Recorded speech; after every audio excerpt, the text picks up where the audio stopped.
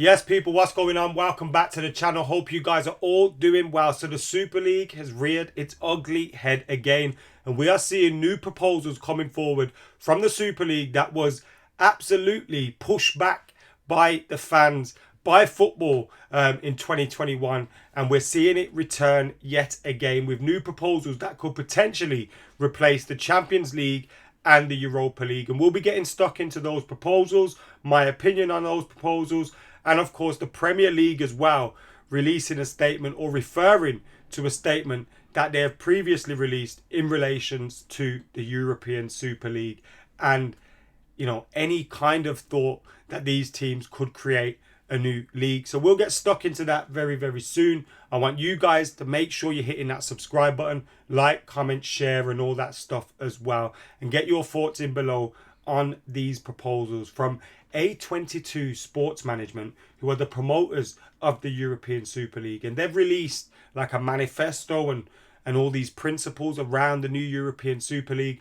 But what it basically is, in a nutshell, is the European Super League that we saw proposed before.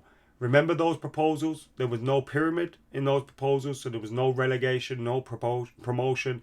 It would have replaced the Premier League and all those kind of things. And it would have just been some of Europe's biggest clubs and Tottenham and Man City competing in this closed-off league, which pretty much kills grassroots football and all those kind of things and the football pyramid as we know it. And that got pushed back. We saw many protests, many people, many different individuals coming out and being against it, even players as well of some of those teams in the proposed European Super League. It went away, it went quiet. We heard all these different clubs apologising for even daring to think about it. But we kind of knew that this wasn't the end of it. There's going to be a return to it. And now we're hearing the new proposals that there's 60 to 80 teams, multiple divisions, no permanent members, and a minimum of 14 games per club per season. And in these proposals from A22 Sports Management, they've released a 10-point manifesto, which is broad-based and meritocratic competitions, domestic tournaments, the foundation of football. So in these things, they're saying the leagues would still run. These would be replacing the Champions League and the Europa League. They would improve competitiveness with stable and sustainable resources. Player health must be at the centre. Club-run competitions with transparent, well-enforced, financial sustainable rules. The world's best football competition. Basically, a load of just improved fan experience. What does that mean? Develop and finance women's football, even though they've got no idea or no current plan for a women's league alongside this European Super League. A significant increase in solidarity, finances, respect for European law and values. What does that even mean? Now, they stress any new European Super League format will be based on merit, with no permanent members and 60 to 80 teams involved in a multi-divisional competition and a guaranteed minimum of 4. What this sounds like to me is the Champions League. Now, we know a lot of these clubs that are involved have got financial difficulties. And at this moment in time, you could argue the Champions League, the Europa League needs reform. And, maybe there could be a redistribution of wealth in that sense. Does UEFA and FIFA take too much of the money? All those things could be argued and maybe fairly, and maybe you could see some reform in that sense. But this European Super League, or whatever it is simply just what we saw before, now being more palatable in the sense that they're saying, well, there's no, you can get promoted, you can get relegated, it's not a closed off shop. But what these guys are trying to do is pull away from the Champions League so they can have all the control over the finances. So it's not then going, you're not then under control of UEFA, you're now under control of a select few clubs.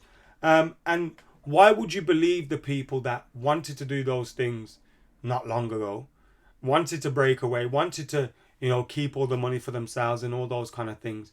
Why would you believe that they now have the best interests of football at heart? Just doesn't make sense to me.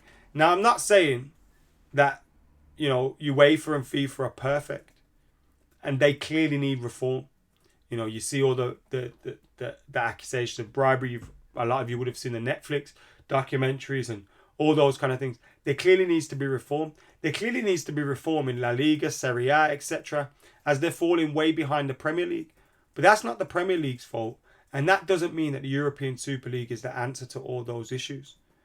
So, yeah, I'm not for this at all.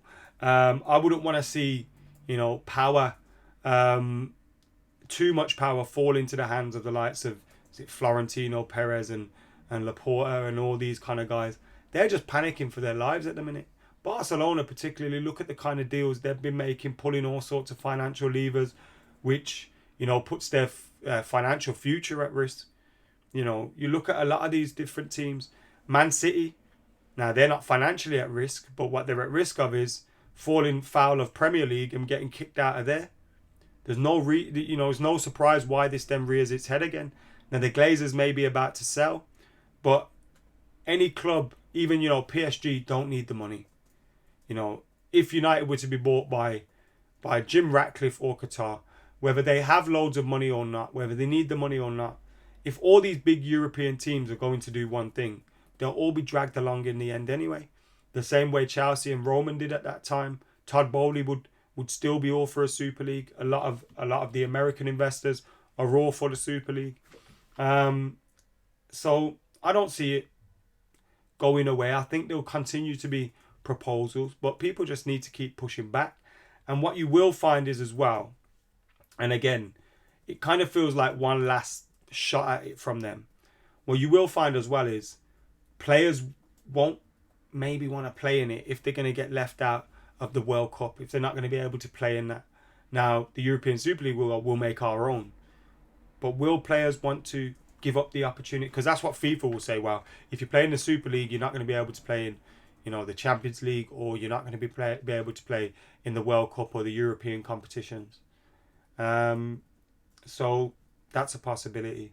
Now, I understand when the people talk about the monopoly that these guys have, FIFA and UEFA, and the corruption that goes on there, and there clearly needs to be reform. But giving power to these guys, the clubs that we've seen, the 6 English clubs and the other guys, I think it was the 6 other clubs, that's not the way forward at all for football. And you can't forget their true intent, which was shown before. Now they may be coming out saying, well, this is exactly what you want. Look, there's relegation and promotion. But do they really mean that? I'm not sure. The Premier League, when asked for comment, referred to a statement that they released previously, which was the 6 clubs involved in proposals to form a European Super League have today acknowledged once again that their actions were a mistake and have reconfirmed their commitment to the Premier League and the future of the English game. They have wholeheartedly apologised to fans, fellow clubs, the Premier League and the FA.